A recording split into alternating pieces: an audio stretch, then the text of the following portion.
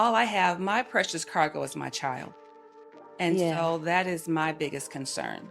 So that's really how that relationship develops. If my child is okay with that person, then I'm okay with that person. If my child is not okay with that person, then I got to figure out why my child is not okay with that person. We've already blew up the nuclear family. You know, we don't want her to think that divorce is an option. We want her to have a healthy relationship. You know, get married, you know, it can happen, but we also have to set the tone for her as well. There is life and love and connection and closeness after divorce when they're kids. We can be creating little childhood traumas and not even realizing that we're doing it.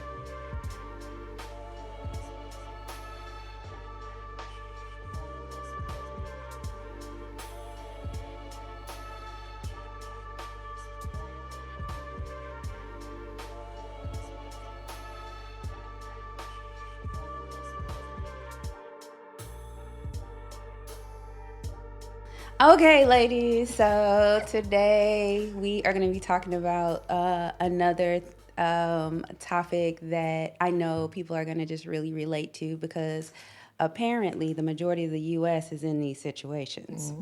So I am Andrea Wormley. We have Melissa Benson, and we have Kelli Moorer. We are her presence. We are so glad that you are always showing up and supporting us. Please make sure to continue to share with your family members, with your friends, with those salons, with those barbershops, all those places. Make sure to like, make sure to subscribe, download, all those beautiful things there. So today we are going to talk about blended families, blended in-laws. We came up with some cute little things, but blended in-laws, blended steps, blended exes. Bonus love is forever. And I had another little cute one. Blended families. How do I love thee? Let me count their ways. Or maybe I should say, let me count my ways, their ways. That's so crazy. So 65% of American families report frequent conflicts with ex-spouses, 65%. And then check this out, 30% of blended families report higher risk and financial hardships. And then check this out, half of the blended families in the U.S., the biological parent undermines the authority of the step-parent. And then the majority of the U.S. family it's really not even common to have a two-parent home in the majority of the families in the U.S. Wow. And I know you had some statistics also. I think it falls right in line with what you just brought out in your statistics, because it's true. 40% of Americans are living in a blended family situation. And then when we look at just the core of how you even got to being a blended family, what does that look like? 50% of marriages end in divorce. We do know that the first time that number is really, really high.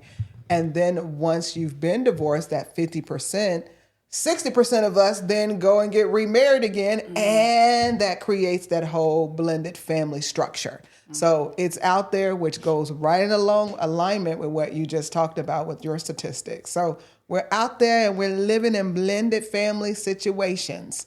So yeah.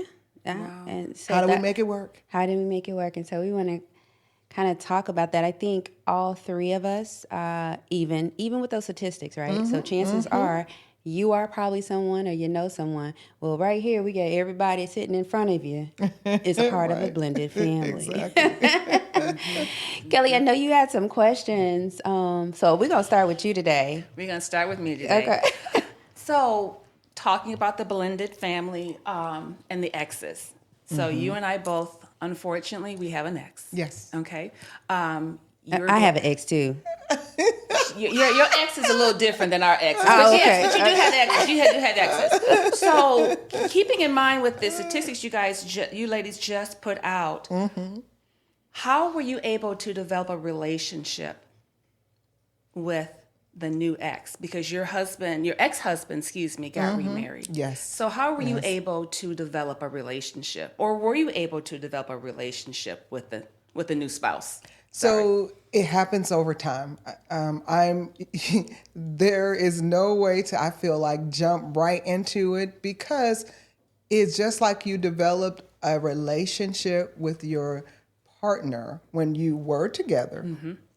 It took time to build those layers of relationship, intimacy, all of those things. Trust. It took time. So even with developing a relationship with my ex-husband's spouse, that takes time. And as you get to know each other, as you get to see the impact that they have on your children, that relationship gets deeper. True. So time is the best piece of that. Okay, go ahead. I got a question. I'm gonna wait. No, go ahead and ask your question, because you're over there grinning. So let I'm gonna let you answer first, then I'm gonna ask. What was the question? I'm waiting. See, when you say, I know exactly. it makes us say, go answer go your for question. it. Go Go for it. Answer your question. I have always been the one that says, so what does that look like? Because you said time. It takes time. But what does that look like? What does that mean, time? Does that mean that it was a rough situation at first? And you know, why time? Why doesn't it happen? I mean, I know the answer to this. Yeah. But why doesn't that happen immediately? What's that about? But we can come back to that. That's why I was like, I'll wait. But what do you think? Why do you think it's not like, why does it take time? Why is it not immediately? Because we all have assumptions in the beginning. Yeah, we had, absolutely. You know, distorted expectations, and you know, and jump to certain conclusions, and security issues, and all of that. You know, and I feel like that is the reason why, and things are said in those out of those filters, and that is the reason why it's shaky in the beginning. And it depends on how that initial relationship ended. Yeah. So was that relationship, did it end on mutual grounds? Was it a pleasant departure? All of those factors matter. Right. Then you bring in another component. Right. Yeah, it can start off a little rocky. Right. And the trust. The trust, because especially if your daughter or your son, your child is going to go see that their parent, and the girlfriend or boyfriend is there, and you haven't met them yet. Yeah. And so you are kind of concerned with how your child is going to respond and how your child's going to be treated. Yeah. So trusting who though? Trusting the new person coming into the family. Is it the new person you have to trust, or is it the person both. you used to It's be both. with? I think it's both. It's both, definitely. Anybody around my children, Right. I need to know something about you. Right. And I will say this, that when I had to go back up into the dating world, I never introduced someone new that I didn't know if it was going to be a sustainable relationship to my children. Right. That was always a private area I kept. Right. Because I wanted to be sure, is this individual someone that's going to be around for longevity before I introduce them to my kids? I agree. Yeah. Yeah. Wow. You said trust, and to trust the ex-person, the ex-spouse. So then there's a shakiness or concern or a loss of trust that they wouldn't know what's best for their child? So for me, I didn't have that issue with the lack of trusting my ex. We, unfortunately, we still maintained a good relationship even after the divorce. It was not knowing the new girlfriend. And if my daughter is going to be in that space, how was that going to be for her? Okay. He chooses, my ex chooses wisely, but if I haven't met that girlfriend, I'm not sure if that's a safe space for my child at that time.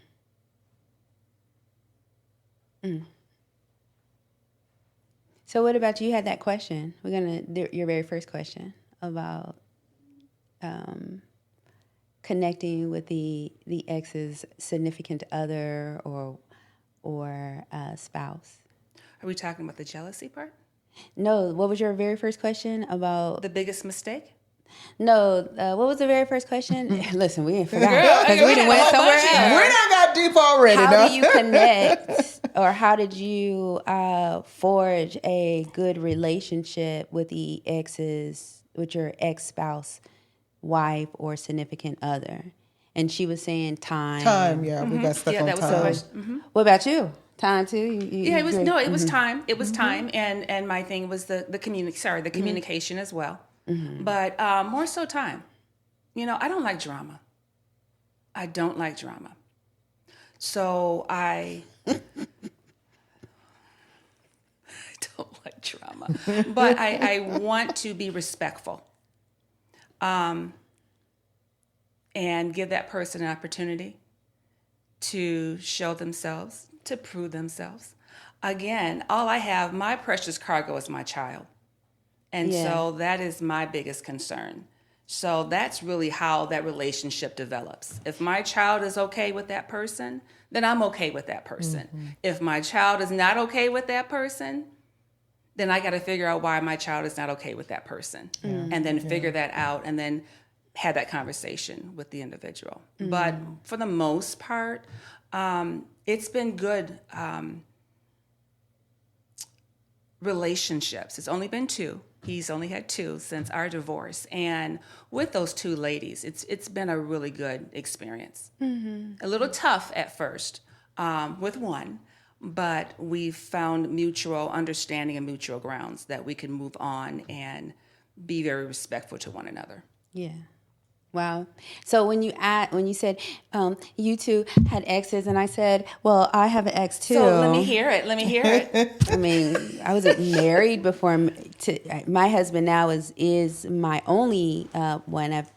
However, he has an ex, and she's my ex too. She's and I don't even want to say ex. She's my family, Right. Also, so that's I wanted to be included. That's Okay. all. Definitely. But I'm going to throw this back. You said, she is my family. Did it start or did you need some time? Was time a factor? There were some, yes, it was. All right. There were So some time is a assumptions factor. that everyone involved, came into this blend. We came in together, not even one of which being that we didn't have to blend. The assumption is, you out there and we in here. So this is our circle and you stay out there. Yeah. And that was something that I personally had to unlearn. There was quite a few that I had to reassess and give myself permission to be okay with. Yeah. And give myself permission to love, But I hear what you're saying. Being on the other side, and when my bonus babies would come over, and the concern that mom had, just I'm assuming you're calling because of this, that, and the other, and you're trying to control this, that, and the other, when honestly, she probably was just trying to make sure this is a safe place for my child. Right. Right. I have a bonus baby that did not have a actual relationship with my husband until he was an adult, because mom felt that way. Like, I don't know these people. And, you know, and then we weren't in the same town either. Right. So because he was military. So I don't know if but it hurt his son in a way of he didn't have his father until he was an adult. You know, he didn't get to have that. So that's an unfortunate thing. And then you said something about, I don't like conflict. You don't like conflict. I think that plays a part in it also, because I don't like conflict, but I don't mind. That right there. Like, I don't run to the conflict. Right. But I'm here for it. I'm game. What we gonna talk about? You know. And I think that's how I am now. I think before I was, it was easier before for me to run to it. Not that I wanted to have it, but if I felt like there was a problem, I would run to it, and as opposed to just waiting it out to see what was going to happen. And I think that was something that I had to learn to relax on also. So if I jumped to a conclusion, if I had an assumption, then I was ready to talk about it right now. I don't want to wait. Let's Right. so let's talk about it. And when people are emotional in the beginning, on all sides, that wasn't a good combination. Right. And there's going to be because I don't know how I feel right now. Like, the other person maybe, I don't know how I feel. There's so many layers of uncertainty and this kind of stuff. And then here you are plugging in stuff and inserting and all this kind of stuff where that just did not, you know. However, I do have to say there was communication. It just was probably not the right. There's a time and a place for everything. You know, there's a season for everything. So the blessing is that we are now in a place where we are really, in my opinion, I see my bonus babies, moms, as family. You know, I'm gonna say one more thing. To the point where, listen, I was on social media about a year ago, and there was somebody on that was coming after one of my bonus baby's moms. She had some stuff to say. Oh no. And I was hot. I was like, oh no, you did. That's family. And That's I was family. thinking like, wait, no, this is, hey, you don't do that, you know. Yeah. But yeah, definitely see them as, you know, family. Yeah. Awesome. So, anything that you guys had to relearn as the time, you said it took time. So anything that you, like, when you look back, that you would have done differently now that you know things? I think there's a lot that when you're placed in that situation, man, there's a million things I think I wish I would have done different. The children were always our priority. Number one, we wanted to make sure that they were safe, happy, and whole. But I think we also need to give grace to ourselves as you're departing relationships and starting new relationships, that you're not going to get it right. You're just not going to get it right. But as long as you have that communication and you're able to talk through those things. So one thing that I wish we would have done better is coming together, because now this is our village. This is our new norm. Let's sit down. Let's be adults about it. Let's talk about how often you're going to have the kids, when I'm going to have the kids, what are the expectations, the kids going into your home, what can they expect on our side, and that we, because sometimes you don't always fight fair, and kids get caught in the middle. So just if you could redo if I could go back and redo that, I would. I definitely would. And I think my ex would agree. I think my husband's ex would agree that it is really about that communication and just everybody putting the emotions on the shelf, and let's be adults here and have some good conversations surrounding what's in the best interest of the children. Putting the emotions on the shelf is not an easy thing either. I know you just said it, but I know you would agree. It's not an easy thing. And sometimes it may take a buffer. Sometimes it may take therapy. Sometimes it may take someone who is independent of the situation to help point out, okay, but that part is an emotional thing. So that needs to be set aside. The fact is this, what I hear you saying is this, because in the talk, there may be things where you feel like, that's not true. And now you're going off on a tangent, and we now are not focused on the thing that we came here for, right? Yeah, yeah. And when I say put emotions on the shelf, I mean don't be driven by your emotions. I can tell you the number of times that I've made it, and not just even dealing with blended families, but when you are emotional, when you are tired, when you are hungry. Angry, no. You do not. Yes, you don't make good decisions. Right. It's not the true you. Your true you come out of character. So that's what I mean. Don't be driven by those emotions. And if you find yourself, you're in an angry space or you're in this space that is not healthy, that's not the time to have the conversation. Yeah. So that's what I mean. Yeah. Put the emotions on the shelf. Don't be driven by your emotions. I like it. Yeah. That's good. So my situation, neither one of us have remarried.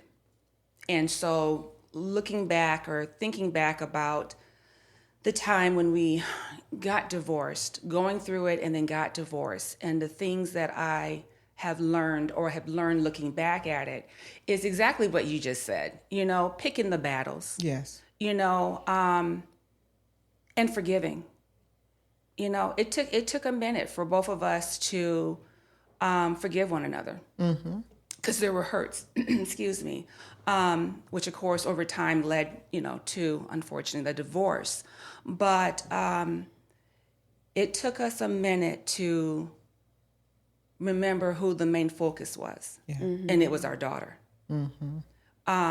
That's the main focus. So let's start there. And then let's go backwards. Now, how are we going to be able to communicate? How are we going to be able to forgive? How are we going to be able to work this thing out? Because now we're in a new position in our lives that we are still going to be in each other's lives for the next 18 plus years. Right. And so there's no way that we can operate the way we're operating right now. So let's work on forgiving, however long that takes. We just had a session on forgiveness. Let's work on forgiving. Right. But if you can't say anything nice, especially in front of that child, we gonna hold that back. Yes. And I'm gonna give you her little book bag while y'all exit the house. Now once you bring her back, we can have that discussion over the phone. But the thing that we always said is we're not going to have. There's going to be disagreements, but it's what's coming out of our mouth. In front of her. And we've already blew up the nuclear family. We don't want her to think that divorce is an option. We want her to have a healthy relationship. Get married. It can happen, but we also have to set the tone for her as well. Yeah. So it took some time, but I'm glad we're still very close to this day. Our families are still close to this day. And so I'm glad that we finally got it together, matured up. And I think for the most part, my daughter does appreciate that we still stay together as a family. Yeah. It just looks a little different, but we still are a family. You're a family. Right. That's really good. Co-parenting is there is life and love and connection and closeness after divorce when they're kids, and there is positive co-parenting. Yes. For the kids and for you. And I've seen it in your relationship that you were talking. Because I know when I first met you and then I met him, I was like, Everybody says that. You say You y'all sure? divorced? Yeah, Oh, for a long time. Yeah. no. Thumbs up to y'all, right? Because it's good. I mean, you guys are really good role models, and and people are. You have a lot of that. Yes. And Yes. The option shouldn't. There is an option to have positive co-parenting. Yes. Yeah, I guess you And just have to. excuse me, I'm sorry. And one thing that people forget, because we also had some friends, unfortunately, neighbors that ended in divorce, but they were just at each other.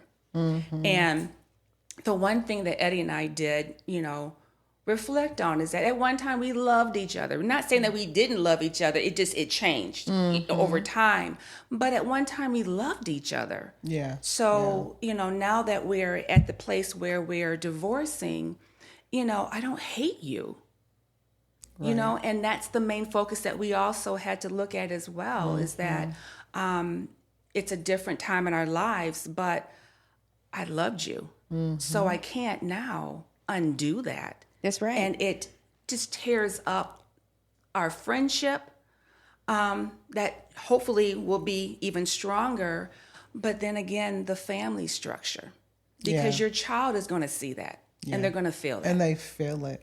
And that's why I say it's a village. It truly, It the is. dynamics have changed, and the love is a different type of love. Right. Now it's more so a caring, supportive. Right. Because now we're a village. For our kids, we want them, at the end of the day, we want our kids to be happy and whole. Yes. And productive citizens. Right. So Right. that's what the aim is, and that's the goal at the end of the day. Right. And if you can develop that, and just as you guys are saying, my friends would always say to us, like, man, guys, we're so proud of y'all that y'all were able to do that. Because on the opposite, you do see where it is the child becomes The pawn. the sounding board where they are hearing everything negative about that particular parent. Right. And they're getting filled with all of this negativity, and they become a collection of negativity, which then now they project it in other areas of their lives. And that's not what you want. Or they get upset with you because you are bad mouthing, you don't Yes. love my, you're my mom or my dad. Yeah. And that has another negative connotation as well. Yes. So I made sure I was very careful in choosing my words, because I did not want her to feel that her father was less than. Right. Because And watching the age when you separate. That is a huge, and what they need to be exposed to initially. Right. And not exposed Exactly. to. Exactly. Because they are still in there, if they're smaller, they're in their formative years. And this is how they're going to relate to the rest of the world and other relationships. So I like that. all of that matters. We can be creating little childhood traumas and not even realizing that we're doing it. Yeah. So, yeah. Wow. So blended families, we've talked about exes, right? And so I want to talk about in-laws, and so there is an in-law relationship that I have in my family that involves a step also. So my mom, she passed in 1992, and then within the next couple of years, my dad got remarried to my girl. And in the beginning, it was rocky, as we said. We talked about that. It was rocky coming in, and sometimes she would say things like, "I felt like an outsider." I felt like I was coming into a space that. Where I wasn't welcomed and all that kind of stuff, right? And just saying that now, it breaks my heart because of the time now that there's this type of love that I have for her, right? Yes. But there was, and so I'm going to come with the in-law in just a second part. Oh, sorry.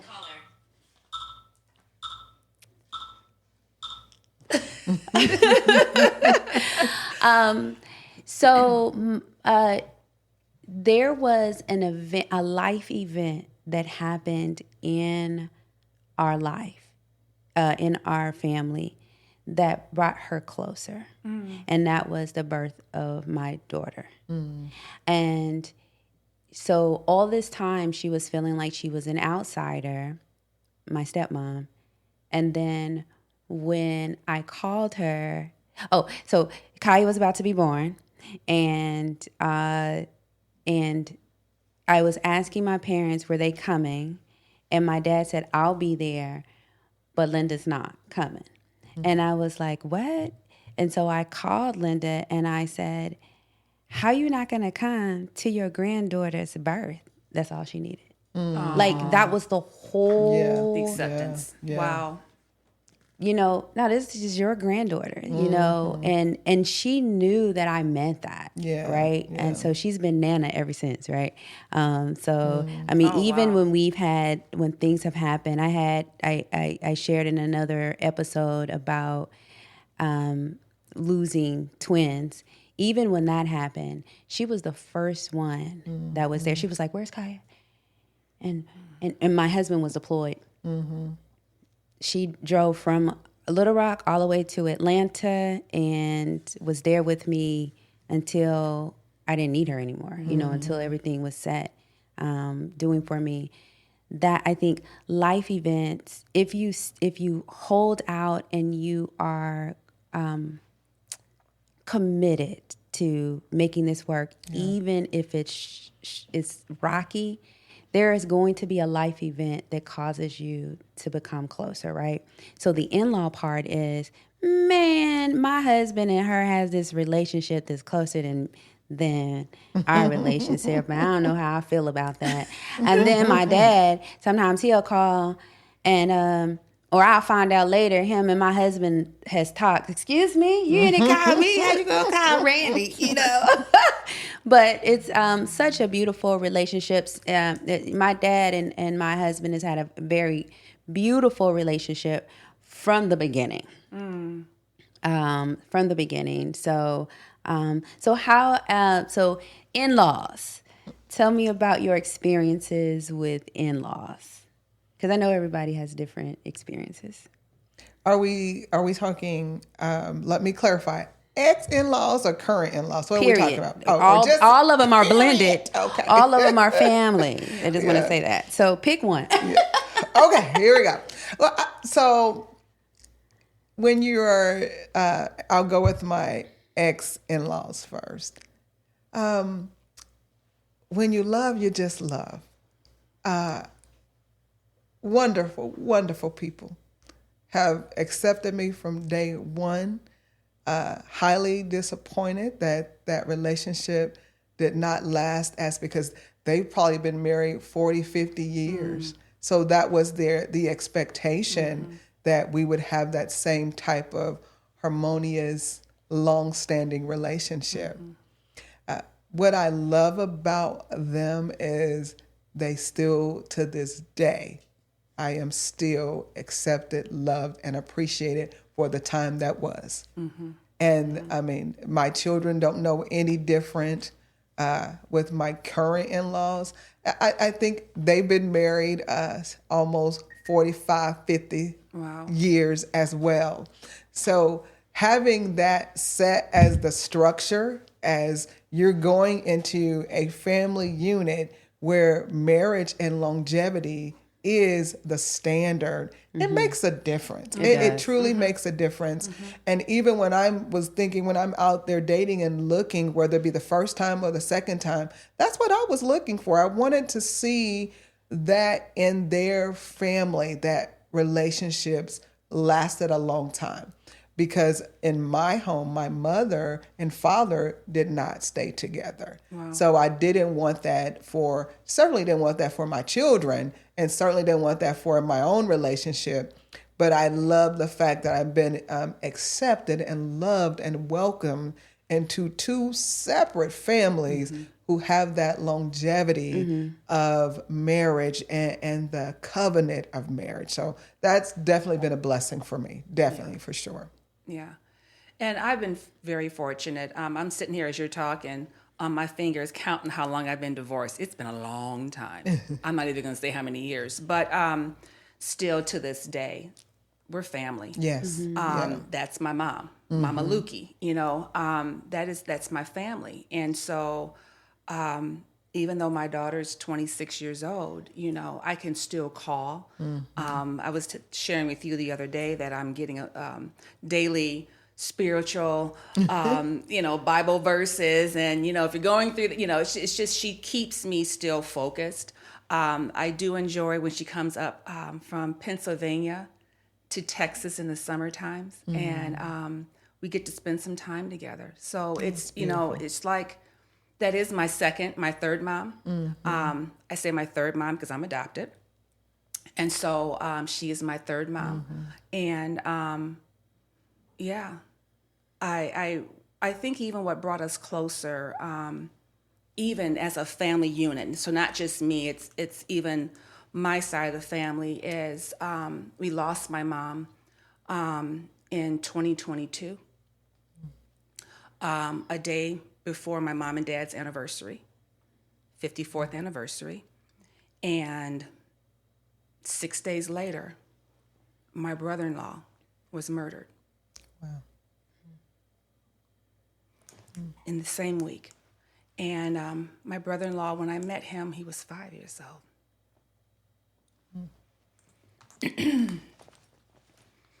And so the memories. The memories of time spent. And I'm just so grateful that I had them in my life and have had him in my life as well. So, even through divorce, you don't give up your in-laws. No. Because it's not even the in-laws anymore. It's just family. It's just family. I don't look at them as in-laws. I look at them as family. Yeah. So their pain is my pain. Their joy is my joy. Period. I love that. I love the silver lining is it's family. Period. No matter what life throws at you and all that. As y'all were talking, I was thinking about all of my in-laws. My sister Sheena, my brother's wife. Sheena. Hey, girl. My birthday twin. I get excited when we're gonna meet up. We don't do that often because we're busy. She's in the military. Thank you for your service, girl. Thank you.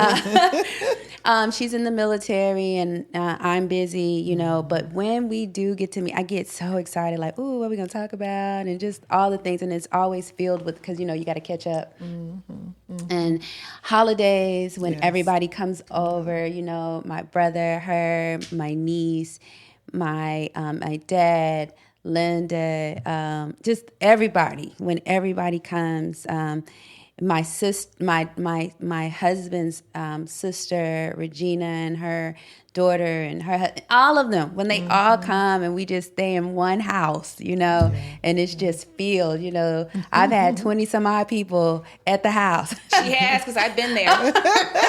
And it was fun. I just get excited about family. Yeah, exactly. And just being able to hang and every time we do that, you're closer. Those are the life events that bring you closer and closer. And I say the invite is what's important also. Can you come? And even if you can't come, just know that I did want you there. Or when we're invited, we did want you there. And the olive branch. And so I feel like that's something that we should talk about too. Like, how do you make sure that someone feels like if you know that it's rocky, that there's a thing happening,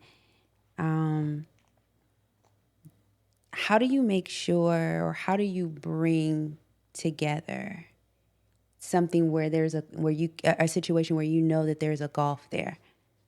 Yeah. So it again, I'm going to say the time thing too, because you have to have the healing from that previous situation. And then being able to come together and talk about how are we moving forward? Here are the things.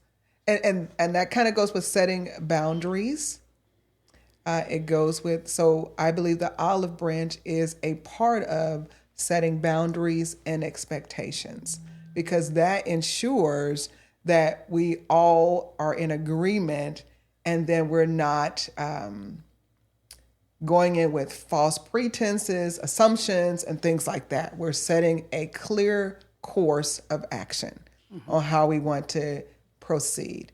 And why are we doing this?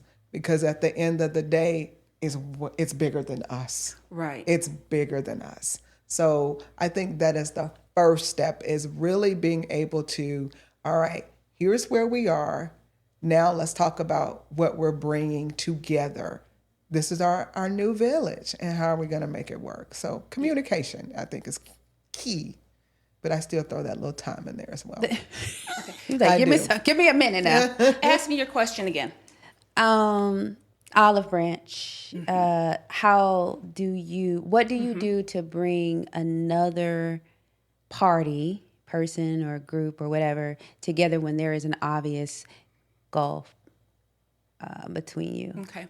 Well, as we've already mentioned, is that my ex, Eddie, and I still maintain a healthy friendship. Mm-hmm. And so to some people that may not be the norm, which we've already talked about that one. And so for us, when there's been two beautiful ladies, one is my bonus baby's mom, and then the other is his current relationship, which I really like Rachel. But however, that's not a norm. So they're entering into a relationship, and his ex-spouse, we're still close friends. And that can make them feel uncomfortable, okay? Which is never what my goal is, for them to feel uncomfortable. Understand, help me to help you work through this process, because I'm going to be calling for, whatever reasons that we have for the child. But the last situation that we had that I actually love, because it grew the relationship stronger with my bonus baby's mom. And that was when she sent her daughter to spend time with her father for the summer. And this was the first time. Mm-hmm. And I recall when I had to do the same thing, and actually my daughter was going to their household. And so she was nervous about that. Well, what if, or what if? And I just said, hey, I'm here. I'm here. She is more than welcome to come stay with me as well. And we can go do some things. I can be over there as well. And if she needs anything, if she's feeling a little homesick, I'm home as well. So just know, and if you want to call me, girl, call me, because I know what that feels like. And that was actually the start of our relationship that took 7 years to grow.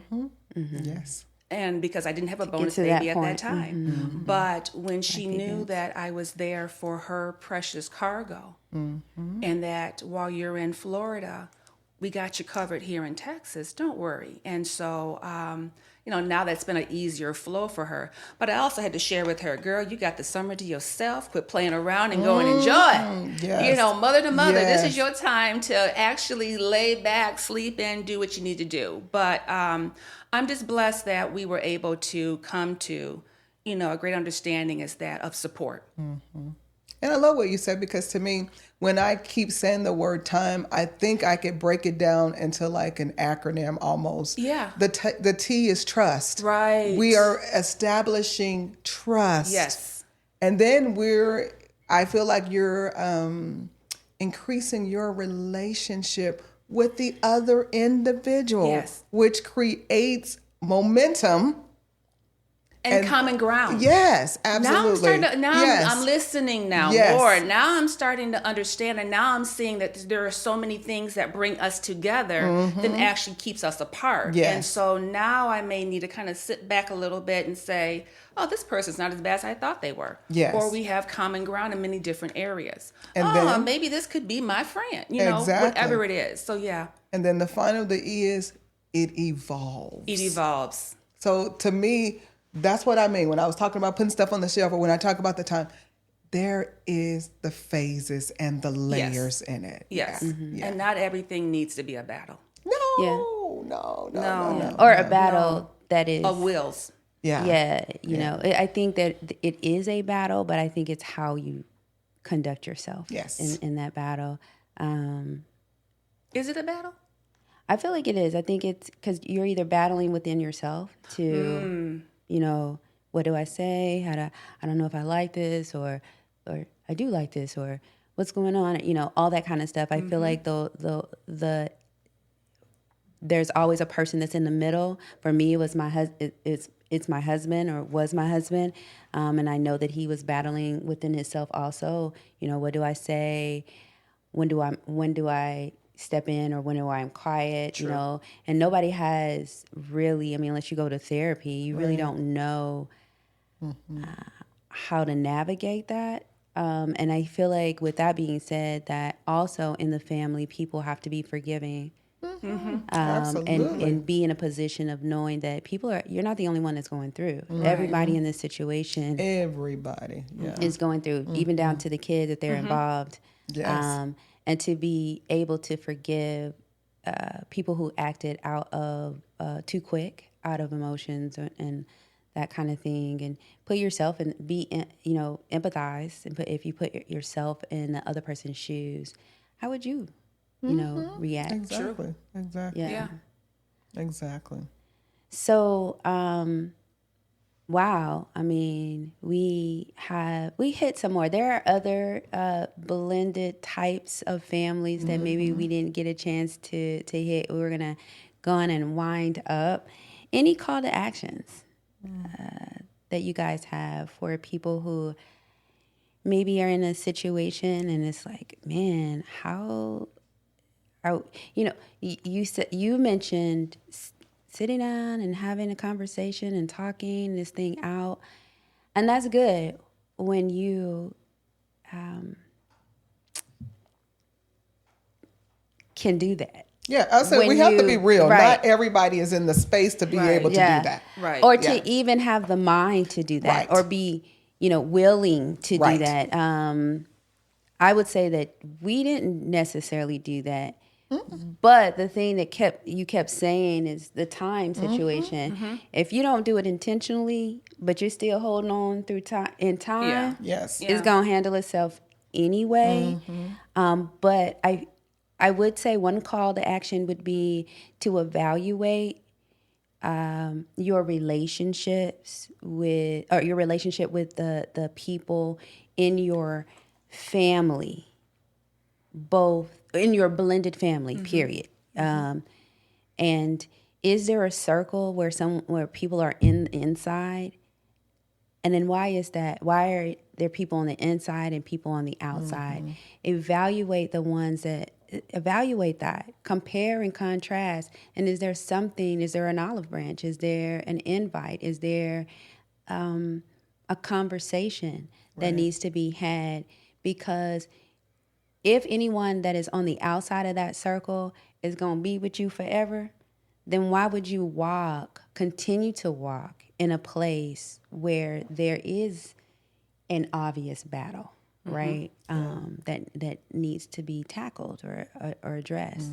And do you love whoever's connecting you to those people that are on the outside? Do you love that person more than the struggle? Right? Than the hate or than the attitudes. Do you love that person more that is connecting you to those people to do that? And I think that's a good call to action. Anyone else? My call to action would be several things. First of all, understanding that when you dissolve a relationship, whether it be a partnership, you were together for 10, 15 years, you were married 10, 15 years, you were living together 10, 15 years, whatever it was, 2 years. First of all, dealing with that loss, because it is a loss and you're going to grieve that process. So until you fully grieve that process, it's going to take you time to get to the next steps. I would say call to action is keeping the priorities clear. What is the number one thing that's most important in this? If there are children in the relationship, keep them as a priority. And remember, what you do, what you say impacts them long after you've moved on to another relationship. And then lastly, find others in your community, in your family, in your friend network who you see that have done it well. And glean from them, learn from them. I'm in this situation. I'm still hurting. I'm still dealing with this. Help me navigate. And don't be afraid. Lastly, don't be afraid if you need to get counseling or support, get it. Get it. Your local church, those licensed professionals, get it, because you want to be whole at the end of all of this. Melissa, you done took 3 of mine. Oh, man. So I'm sitting here trying to come up with some stuff. Oh, no. Oh, so the call to action, I would say, is give yourself time to heal. Yes. Heal. Give yourself time to heal. I know oftentimes we go into another relationship a little bit too quickly before we've had the time to heal and to process and to learn. Yes. You know, my big thing is lessons learned, you know, and in part of healing, seek counseling. Yes. It's okay. It's a private matter. Nobody needs to know. But the goal is to heal yourself.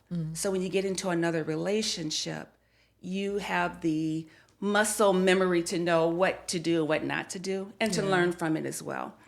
I would say another call to action would be a model for your children. Even when going through a divorce, because their minds are a sponge. Yes. And they're picking up and learning, and the things that we don't want them to model, they're going to think it's okay and it's acceptable, and that's the appropriate behavior. Yeah. So be careful. Be careful what you say, and be mindful who's in the room. Wow. Well, beautiful. Oh, I want to say one more thing. Okay. When you just made me think about modeling for your children. I want to give a shout out to my mom. Even though my parents did not stay together, my mom, I always thought my dad was number one. He was the man, and he could do no wrong, because she was always, whatever they had going on, I didn't know. I never knew. And it wasn't until I was actually an adult woman navigating life that she then would share with me, woman to woman, some things. And I would say, what? My daddy did what? That's what I learned. But as a child, she never did that. And in my eyes, my dad set the moon and the stars.